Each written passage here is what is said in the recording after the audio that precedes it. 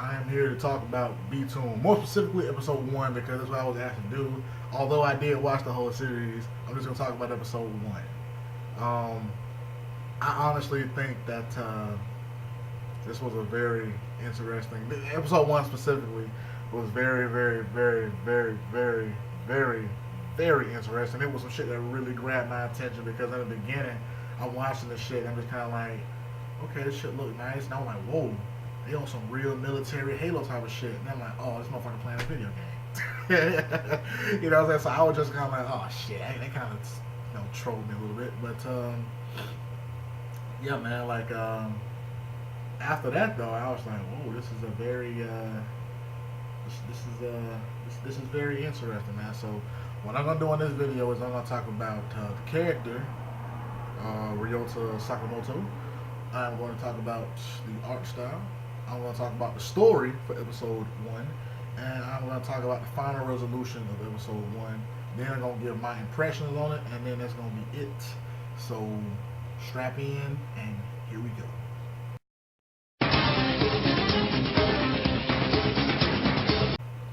Ryōta Sakamoto.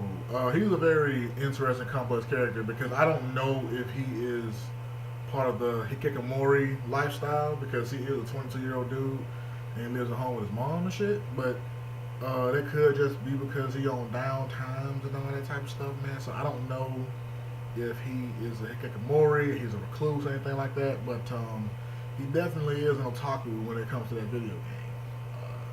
When it comes to Btooom, he is an otaku, and I don't mean that shit in a disrespectful way, but he is.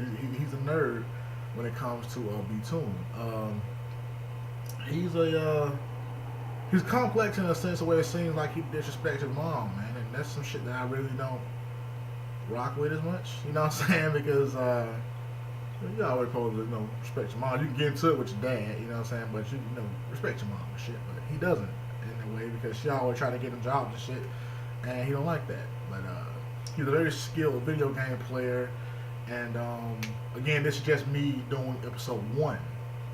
Okay, I know a lot about his character after episode 1, but right now I'm just doing episode 1. So he's very skilled at playing Btooom. He's like a 4-level player. I like that also in the story when he wakes up on the island and he's inside of the real Btooom, like the real live Btooom, that he is afraid and he isn't as willing to do the shit that he would do in the video game initially. Like, he is actually afraid, as you would have been, and he didn't accept it right away. That's why I like his character, because I've seen a lot of anime where the main character just accepted his fate right away. He did not, and that's what I like about it. He did not accept that shit. He was confused by it, he was afraid by it, and he questioned it. That makes him a very, very, very likable and human character. I like Ryōta Sakamoto's character. I like it. I like his character. He is a very lovable character. I feel like he's rememberable too. Like, you remember him. You will remember Ryoto's character like a lot because he's very complex, man. Like, honestly, if you've ever seen Blue Gender, he reminds me of the main character in Blue Gender because the guy in Blue, I can't remember his name now.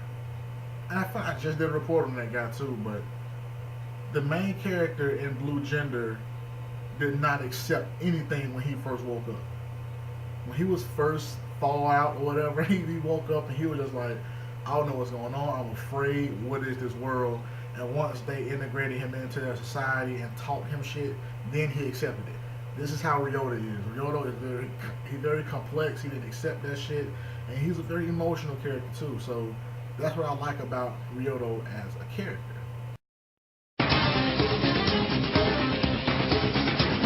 Art style. The art style of this one it's a very good art style. The last Kento corner that I did was Dusk Maiden of Amnesia, and if I compare the two, Btooom is below that because the creators of Btooom didn't saturate the colors as much. And if you don't know what saturation is just kind of like when you flatten out and add depth and tone to a color. They didn't do that as much. A lot of the colors and aspects of Btooom were flat, as they should have been. Okay, I'm not saying that it was a bad thing. I'm just saying that they didn't use it, which gives it, you know, a slightly dull and dim appearance. The only time they use it is in explosions and shit, but for the most part, it was just kind of dark, you know, and less saturated than, say, you know, Dusk the Maiden of Amnesia, or the next Kento Corner video, which will be uh, Sunday Without God. But Btooom, I thought the art style was amazing. I thought the characters were drawn well. I just thought that it wasn't saturated, you know. And it's just speaking from episode 1, okay? Speaking of episode 1, it was a dark, murky, seemed like it was a noir type of film because it was dark. It was real, real dark, and the colors weren't as saturated. So if I had to give the art style a grade out of 10, I would seriously give it an 8. You know, more so an 8 leaning towards a 9, but an 8. I thought the art style was amazing. I thought the characters were well drawn, but again, it wasn't very saturated. In episode 1, in the last scene, there's a lot of water shown in the last few scenes of episode 1. The water looked great. The water was dark. You know what I'm saying? So the colors weren't as saturated as they should have been. Okay? It works for the purposes of the tone and darkness of the show, but it's just that aspect of it. I thought, you know, as an artist, I would have thought that they would have liked to brighten that up, to brighten that aspect of the water up. You know, especially because there was an explosion that took place, and you see the reflection of the explosion off of the water, which was brilliantly animated, but the water was still dark. So, well, I thought the art style was great though. I thought it was a brilliantly fucking drawn, animated anime series. I thought it was fucking awesome.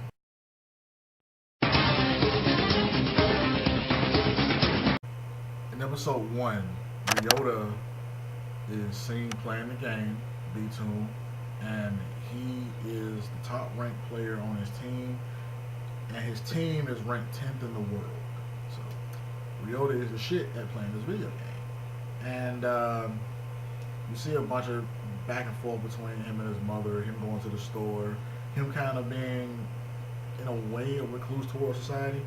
Not as much as him being awkward towards society, but just kind of him not wanting to do with it and wanting specifically to do with his game. And then after that, he wakes up like strapped to a parachute harness on like this desert, on like this deserted island, and he has no memory of how he got there. And there's a box next to him, and it's just these little things, and we later find out that these are bombs that are just kind of left with this guy, and he's freaking the fuck out about this, as he should. And he looks down at his hand, and he notices a jewel on his hand, remnant of the jewel that's on the suit that they wear in Btooom. And he looks at it, and he just really fucking disturbed and confused by this. And then he sees a guy running towards him, and he kind of flags the guy down. You know, hey, I need some help. Could you please help me? Because he's running towards him. But then the guy attacks him with some bombs. He kind of throws some bombs at Ryota, and Ryota is really freaking the fuck out. He has no idea what's going on or whatever. He's running away from this guy, and then he notices that the bombs and the map or whatever, the thing on his hand is like a map, and he's like, is this Btooom? Like, this is like real life Btooom. And he realized that he's forced to play this real life Btooom, and he doesn't want that. He's like, no, I can't go around killing people in real life, man. I can't do that shit. That's not me. I can't do that. But he's kind of cornered by this guy, and he has no choice. So he sets up a trap, man. He leaves one of his bombs like right between the guy's legs and sets it off or whatever. It's like 10 seconds, I think. So many seconds. And the guy's like, yeah, as soon as you come up for air, I'm just gonna blow you away. And Ryota's underneath the water because he jumped off a cliff, and he's like literally counting down. And the guy looks down and sees the bomb there with not enough time, and he blows the fuck. I mean, he is splattered all over the place. And Ryota's like, thank God I survived. But this guy's body parts start raining down where Ryota is, and he looks to see this guy's dismembered head, sees his dismembered arm, and he throws up and freaks the fuck out. And yeah, that's pretty much that's pretty much how that part ends. Except in the epilogue, he's having a dream where he was having a fight with his mom about job hunting, and then he's running through the jungle and he sees a girl at the river, and she's kind of like cleaning herself off or whatever, and he just kind of looks like, and that's how episode 1 ends.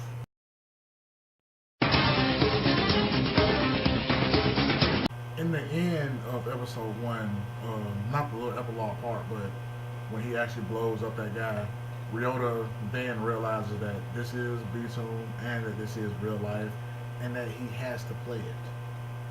There's no other way for him to get off this island, and he's like, I have to play this game. And that's sad to me, man, like that he's forced to do some shit that he really doesn't want to do, and he realizes that that's the only way to survive, is that he's gonna have to mow down whoever comes his way, as though this was a really a real fucking video game. Like, that was sad to me, man. Like, as soon as he realized it, you know what I'm saying, well, you don't see him just kind of like, oh, I get it now. But like when he blew that guy up, the look on his face as that guy's body parts were like raining down on him, he was just kind of like, oh my god, like this is real, like this is real life. And that was just kind of like that was brilliantly directed, brilliantly written, brilliantly directed, brilliantly written. That was amazing. You know what I mean? The emotion on his face was just kind of like, God, you know what I'm saying? Like, it was almost like in that scene in Death Note when Light first killed that dude after he had written his name and the cause of death and shit. He was like, I killed 2 men. This won't go unnoticed. Like that panic that Light had, man, that's the same kind of look and panic that Ryota had. And I was just like, that was brilliant. Like, that was brilliantly animated, man. That was fucking awesome.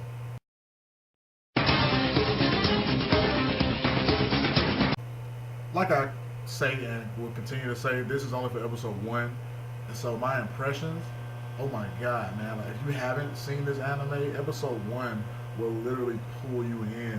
I mean, because the whole time you wonder to yourself, what the fuck is going on? Like, that's exactly what you wonder to yourself. You're just like, huh?